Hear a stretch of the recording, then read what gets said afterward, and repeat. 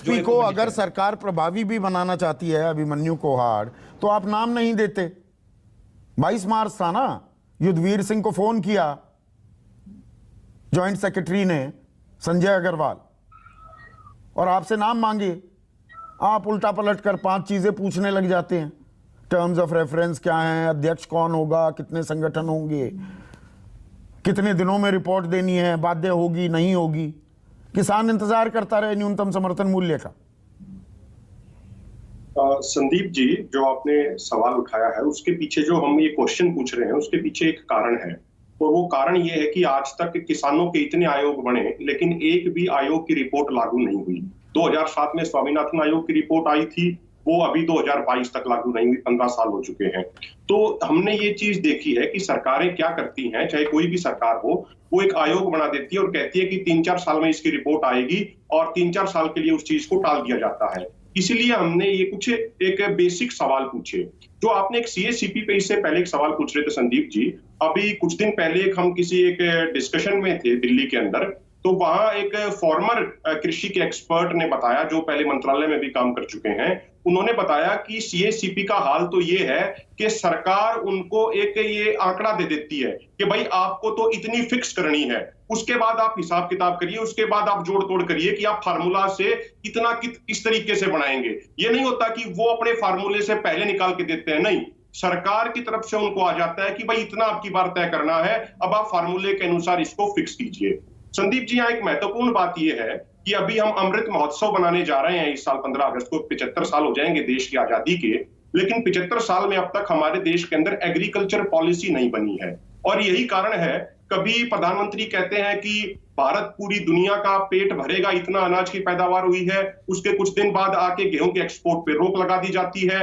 फिर सरकार कहती है कि क्रॉप डाइवर्सिफिकेशन कीजिए, लेकिन अब अचानक से पीयूष गोयल कहते हैं कि नहीं नहीं जी, क्रॉप डाइवर्सिफिकेशन नहीं करना, अब की बार तो आप धान की खेती को बढ़ावा दीजिए। तो सरकार के अंदर कोई क्लैरिटी नहीं है।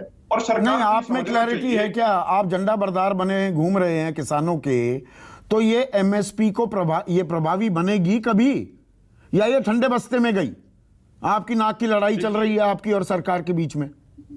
नहीं नहीं, बिल्कुल नहीं संदीप जी, हम इस पे लेके बिल्कुल हम सीरियस हैं, और हमें तो ये लगता है कि एमएसपी का कानून बनाने के लिए दोबारा से एक आंदोलन खड़ा करना पड़ेगा, क्योंकि सरकार गंभीर नहीं है। संदीप जी, यहाँ पे एक चीज और देखनी चाहिए कि ये मामला सिर्फ फूड सिक्योरिटी का नहीं है, ये मामला फूड सिक्योरिटी के साथ साथ नेशनल सिक्योरिटी का भी मामला है। अभी रूस और यूक्रेन में युद्ध चल रहा है, तो यूरोपियन देश लगातार एक तरीके से उनसे यूक्रेन से गेहूं आने दीजिए, क्योंकि वहां पे इन्फ्लेशन बहुत ज्यादा बढ़ गई है यूरोप के अंदर, और उनको खाने के लिए भी गेहूं की आपूर्ति नहीं हो पा रही है। इसलिए हम बार बार ये बात कहते हैं कि देश के अंदर एमएसपी की गारंटी का कानून बना, एश्योरेंस होना चाहिए किसान को कि आप ये फसल उगाइए, आपकी फसल खरीदी जाएगी, ताकि हमें दूसरे देश के ऊपर किसी भी फसल को आयात करने के लिए डिपेंडेंट ना रहना पड़े। यहाँ पे सरसों की भी खेती होनी चाहिए उचित मात्रा में, ताकि जितनी देश के अंदर डिमांड है उसकी पूर्ति हो सके। दालों की भी खेती होनी चाहिए, सारी चीज होनी चाहिए। और जो अब की बार जो ये सिचुएशन बनी है कि कई राज्यों में वो गेहूं की सप्लाई कम कर रहे हैं, उसके पीछे कई कारण हैं। संदीप जी, पहला कारण तो ये है कि जो पिछला सीजन गया गेहूं का, उसमें किसानों को उचित समय पे यूरिया नहीं मिल पाया, डीएपी भी लेट मिला। तो जब सही समय पे यूरिया किसान नहीं डाल पाए तो उससे भी प्रोडक्शन कम आई। उसके बाद मार्च के महीने में नॉर्मल से बहुत ज्यादा गर्मी हो गई, जिससे गेहूं का दाना सिकुड़ गया।